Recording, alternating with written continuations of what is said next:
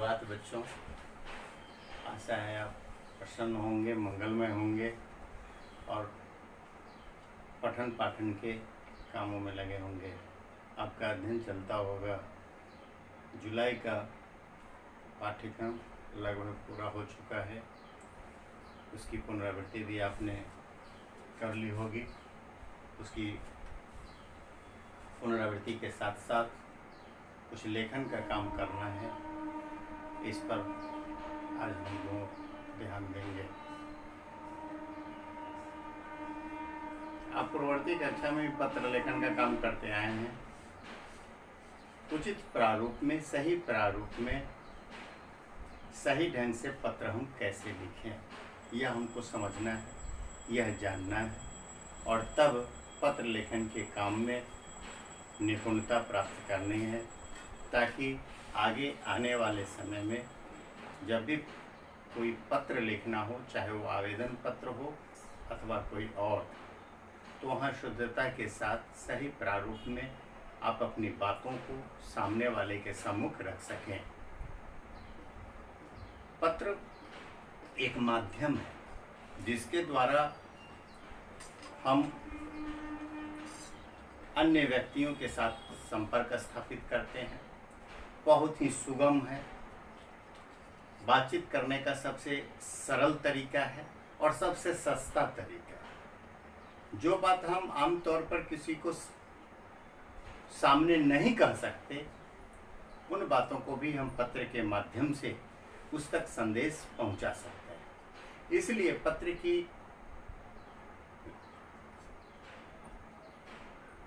विशेषता को समझना आवश्यक है। इसके महत्व को जानना जरूरी है।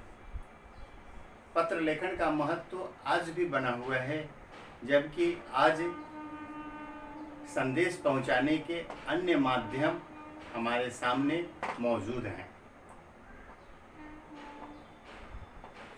इलेक्ट्रॉनिक साधनों से भी हम अपनी बातों को पहुंचा सकते हैं, लेकिन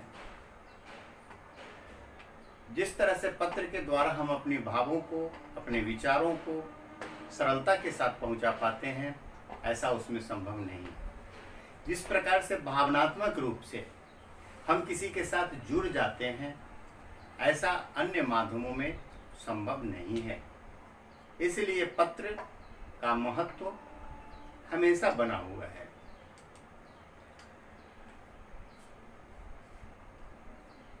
लोगों के जीवन में जैसे व्यस्तता बढ़ती जा रही है, समय का अभाव होता जा रहा है, और ऐसे समय हम महत्वपूर्ण बातों को जिस माध्यम से कह सकते हैं, वह माध्यम पत्र है। हम अपनी समस्याओं से, हम अपनी विचारों से दूसरे को अवगत करा सकते हैं। इसके द्वारा हम कुछ ऐसे भी मामले होते हैं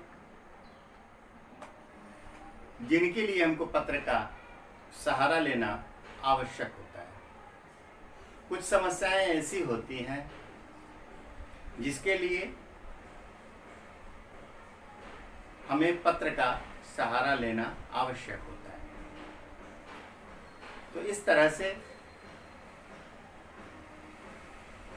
पत्र के कई रूप होते हैं।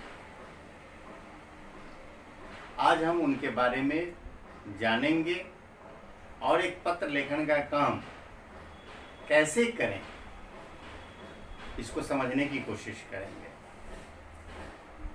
पत्र की कुछ विशेषता होती है, थोड़ा सा इसको भी हम लोग देख लें। जैसे हम अपनी बात पत्र के माध्यम से यदि किसी को कहते हैं, तो वह बात उस तक आसानी से पहुंच जाए, इसलिए उसमें सरलता, अर्थात भाषा उसकी सरल होनी चाहिए, भाषा स्पष्ट होनी चाहिए, ताकि सामने वाले को समझने में तनिक परेशानी न हो। ये स्वाभाविक होनी चाहिए। दूसरा, स्पष्टता। हम पत्र किसी को दें, सामने वाले को उस पत्र को पढ़कर आपके कहने का भाव यदि स्पष्ट हो जाता है तो वह पत्र उच्च कोटि का कहलाता है। अर्थात पत्र की भाषा स्पष्ट होनी चाहिए। और तीसरा जो महत्वपूर्ण बात है, तीसरी बात कि संक्षिप्तता, पत्र में संक्षिप्तता होनी चाहिए। पत्र में हम अनावश्यक बातों का विस्तार न दें, जो आवश्यक न हो अथवा जो निरर्थक हो, ऐसे शब्दों का, ऐसे बातों का, ऐसे वाक्यों का प्रयोग हम न करें। इससे हम अपने आप को बचाएं। इससे दो फायदा। पहली बात कि कम समय में आप अपनी बात को कह सकेंगे, कम शब्दों में व्यक्त कर सकेंगे। और दूसरी बात कि जो परीक्षाओं में शब्द की संख्या सीमित की जाती है, तो सीमित संख्या में अपनी बातों को कहने का धीरे धीरे हमको अभ्यास हो जाएगा। और इस तरह से हमारा जो पत्र होगा वह पत्र अधिकतम अंक दिलवा सकता है। तो संक्षिप्तता होनी चाहिए। साथ ही एक महत्वपूर्ण बात यह भी है कि पत्र में जो कुछ आप कह रहे हैं या आपके कहने का जो उद्देश्य है, जो भाव है, वह पूर्ण होना चाहिए। जो कुछ आप कह रहे हैं या जो कुछ कहना चाहते हैं वह पूर्ण रूपेण सामने वाले के सम्मुख स्पष्ट रूप से दिखना चाहिए और यह पत्र की पूर्णता की ओर संकेत करता है। तो इस तरह से ये इसकी विशेषता है। अब इसके बाद पत्रों के प्रकार, इसके बारे में भी आप पूर्ववर्ती कक्षा में पढ़े हैं कि पत्र दो तरह के होते हैं, एक औपचारिक और दूसरा अनौपचारिक पत्र। थोड़ा सा और विस्तार से जानने की कोशिश करते हैं। कुछ ऐसे पत्र हैं जैसे कार्यालयिक पत्र हैं, प्रार्थना पत्र है, आवेदन पत्र है, शिकायती पत्र है, या फिर संपादक को पत्र लिखते हैं, या कमर्शियल लेटर्स व्यावसायिक पत्र होते हैं। ये सारे पत्र औपचारिक पत्र होते हैं। किसी संस्था को आप पत्र लिखते हैं, वो भी औपचारिक पत्र होते हैं। तो ये पत्र किसी खास विषय को उल्लेखित करते हुए लिखे जाते हैं। इसलिए इस प्रकार के पत्रों में विषय के रूप में पत्र लिखने का उद्देश्य स्पष्ट रूप से लिखा जाता है। ये औपचारिक पत्र की विशेषता के साथ साथ यह एक आवश्यक अंग है कि उसमें विषय का उल्लेख आवश्यक होता है और वह भी स्पष्ट रूप से। आप क्यों ये पत्र देने जा रहे हैं यह बताना आवश्यक है। उचित संबोधन दें, सही ढंग से हम पत्र लिखें और साथ ही साथ इसमें इस बात का ध्यान दिया जाता है कि ये पत्र जिनको हम लिख रहे हैं उनसे हमारा कोई व्यक्तिगत संबंध नहीं होता, इसलिए इसमें भाव की प्रधानता नहीं होती और इस प्रकार के पत्रों में आत्मीयता का अभाव होता है। लेकिन इस प्रकार के जो पत्र होते हैं वो कालांतर में संबंधों को सुदृढ़ भी करते हैं। जैसे आप संपादक आदि को कोई पत्र लिख रहे हैं तो इसलिए इसमें शिष्टता होनी चाहिए, भाषाई शुद्धता होनी चाहिए और इसके साथ साथ ऐसे जो पत्र हैं उनका क्रमशः अभ्यास होना चाहिए। दूसरा अनौपचारिक पत्र है। अनौपचारिक पत्र हम ऐसे जो हमारे निकट के संबंधी होते हैं, हमारे मित्र होते हैं, हमारे समाज के लोग होते हैं, जिनसे हमारा संबंध होता है, ऐसे लोगों को जो पत्र लिखे जाते हैं वो अनौपचारिक पत्र होते हैं। जैसे किसी को निमंत्रण देना है, निमंत्रण पत्र है, बधाई पत्र है, शुभकामना पत्र है, धन्यवाद पत्र है। तो इस प्रकार के जो पत्र होते हैं ये पत्र अनौपचारिक पत्र कहलाते हैं। और चूंकि ये परिचित लोगों से जुड़े पत्र होते हैं, इसमें हमारा एक भावनात्मक संबंध जुड़ा होता है और ऐसे पत्रों में आत्मीयता का भाव झलकता है। तो इस तरह से हम लोगों ने देखा कि औपचारिक पत्र और अनौपचारिक पत्र दो तरह के पत्र होते हैं। अब हम यदि इनको उचित प्रारूप में लिखना शुरू करें तो हम अधिक से अधिक अंक प्राप्त कर सकते हैं। जो आपका सिलेबस है इस महीने का, उसमें पत्र लेखन से संबंधित कार्य करना है आपको। आप पूर्व से भी पत्र लेखन का काम करते आए हैं, इसलिए आशा है कि आपको कठिनाई नहीं होगी। तो सबसे पहले हम एक औपचारिक पत्र पर ध्यान देंगे। कैसे लिखें एक औपचारिक पत्र। इसमें जो आपका कोर्स है उसके अनुसार आपको लिखना है।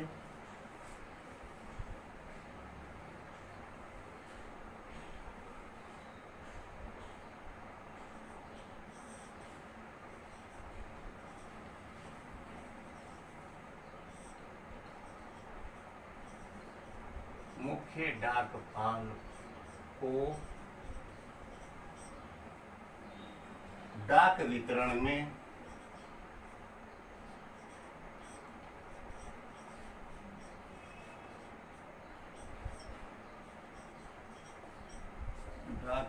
में गड़बड़ी की शिकायत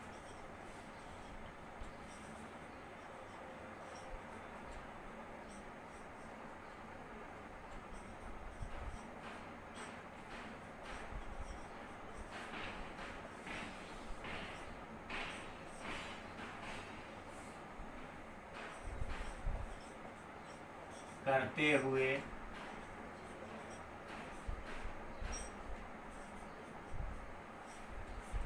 पत्र। अब ये पोस्ट मास्टर डाकपाल का मतलब होता है प्रमुख डाकपाल। ये जाएगा आपको हेड पोस्ट ऑफिस में।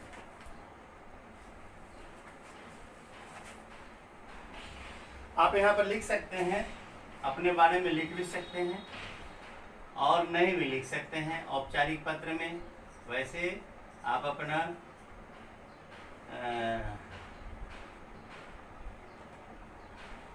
जहाँ से पत्र लिख रहे हैं या आप अपना स्थान का उल्लेख करना आवश्यक समझते हैं तो कर भी सकते हैं और नहीं भी कर सकते हैं। सबसे पहले कि जिसको पत्र लिखना है उसको लिखा जाता है। तो यहाँ हम लिखेंगे सेवा में। सेवा में अभी हमको पत्र लिखना है मुख्य डाकपाल को, तो लिखेंगे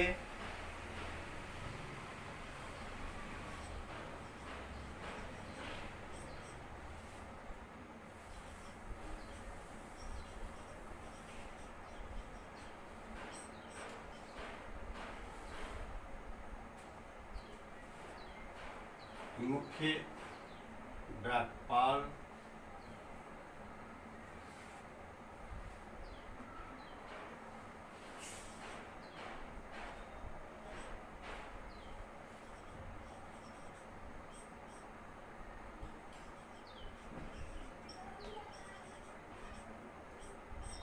मुख्य डाकघर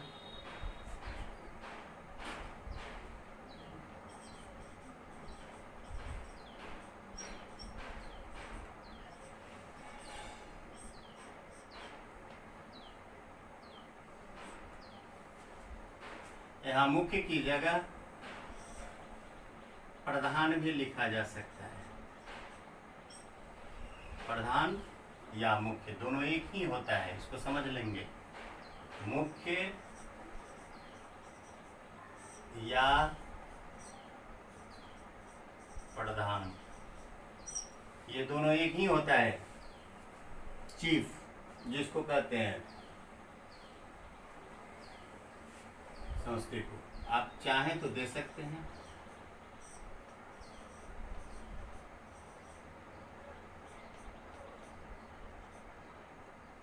पिन भी दे सकते हैं। अब उसके बाद दिनांक देना है आपको।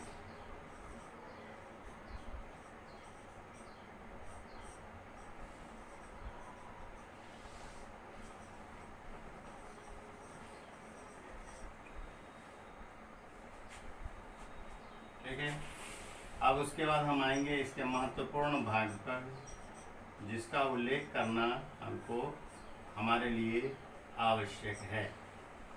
ये इम्पोर्टेंट है आपके लिए। औपचारिक पत्र में विषय का उल्लेख करना आवश्यक है।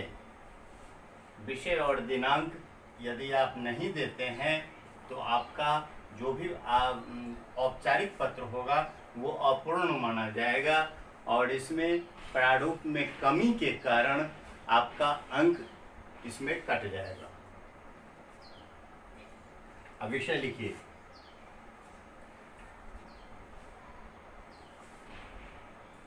विषय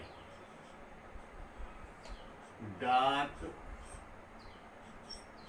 वितरण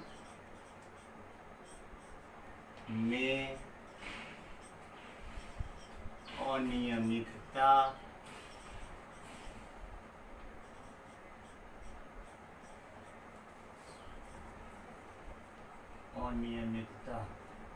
डाक वितरण में अनियमितता हेतु पत्र। यहाँ आप सेवा में के बाद कॉमा का प्रयोग करेंगे, अल्प विराम।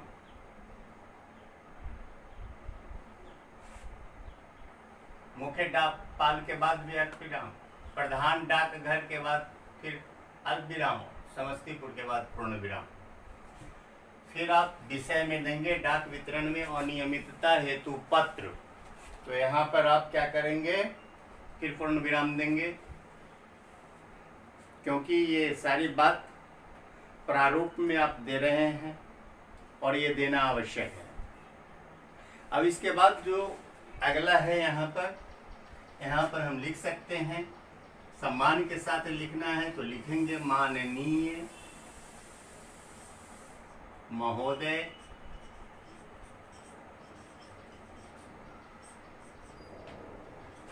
आप महोदय या महाशय में कोई एक लिखेंगे। प्रायः बच्चे क्या करते हैं, दोनों लिख देते हैं। दोनों लिखने की आवश्यकता नहीं है। आप महोदय लिखें या महाशय लिखें, दोनों में कोई एक लिखें। दोनों लिखने की आवश्यकता नहीं है। अगर आप दोनों लिखते हैं तो वो फिर गलत हो जाएगा। तो माननीय महोदय, आगे लिखेंगे कि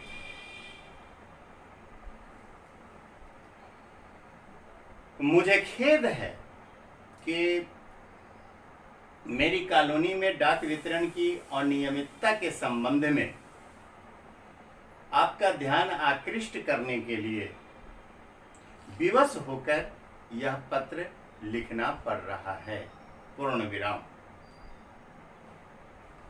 और अगर आप चेंज करेंगे फिर यहीं से लिखना शुरू करेंगे, और अगर आप चेंज करके भी फिर यहीं से लिखना शुरू करेंगे। आगे लिखेंगे कि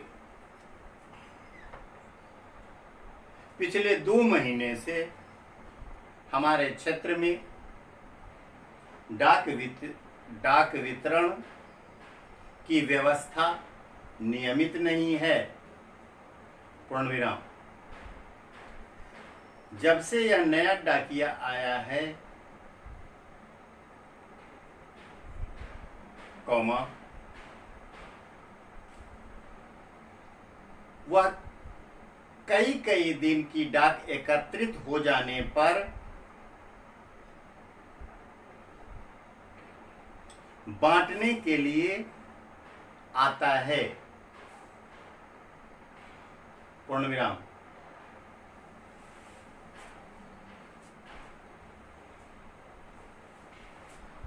कई बार वह या कई बार बाहर ही पत्र फेंककर वह चला जाता है, जिससे लोगों को पत्र मिलते ही नहीं। पूर्ण विराम। उसकी इस लापरवाही से कॉलोनी के सभी लोग परेशान हैं।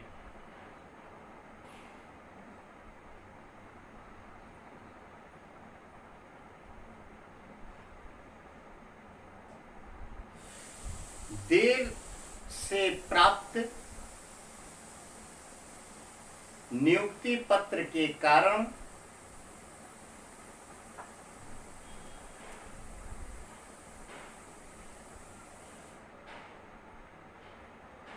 मेरे भाई की नियुक्ति नहीं हो सकी, जबकि वह नियुक्ति पत्र रजिस्टर्ड पत्र द्वारा आया।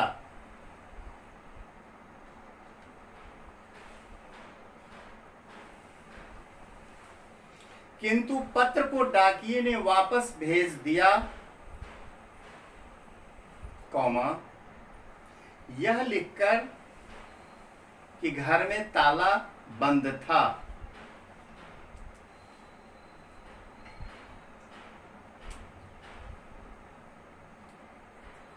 अब आप ही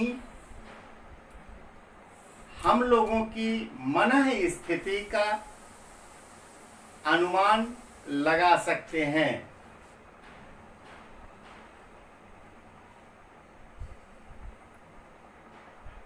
पैराग्राफ चेंज करके लिखेगा जो रिक्वेस्ट करना है। अतः आपसे अनुरोध है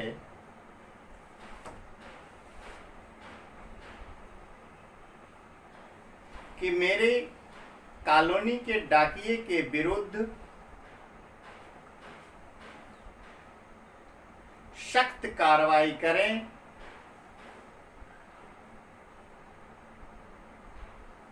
पूर्ण विराम।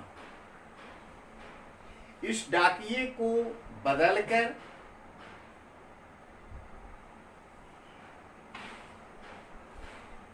कोई परिश्रमी व ईमानदार व्यक्ति को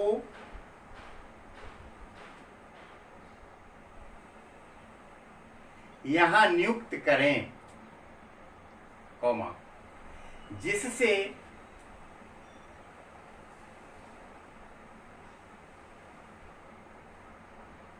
हमारी कॉलोनी वालों की कठिनाई दूर हो सके, पूर्ण विराम। आगे फिर आ जाएंगे इसी साइड में, यहां लिखेंगे धन्यवाद सहित या 100 धन्यवाद। एक शब्द लिखेंगे, या तो लिखेंगे 100 धन्यवाद, वो पूरा कंप्लीट सेंटेंस पूर्ण विराम देंगे, या फिर लिखेंगे धन्यवाद सहित। उसके बाद फिर नीचे लिखेंगे, यहाँ इसी ओर लिखेंगे फिर भवदीय, आप अपना नाम दे देंगे और जिस मोहल्ले के हैं वो मोहल्ला वासी यहाँ नीचे दे देंगे। इस तरह से आपका ये कंप्लीट पत्र हुआ। ये शिकायती पत्र का के रूप में आप एक आवेदन दे रहे हैं और ये आप मुख्य डाकपाल को, जो हेड पोस्ट मास्टर होता है, उसको आप ये पत्र लिख रहे हैं। तो इस तरह से औपचारिक पत्र का और हम अभ्यास करेंगे। इसको आप लिख लिए होंगे और फिर अगली बार हम लोग अनौपचारिक पत्र पर चर्चा करेंगे। तब तक के लिए बहुत बहुत धन्यवाद। आपका दिन शुभ।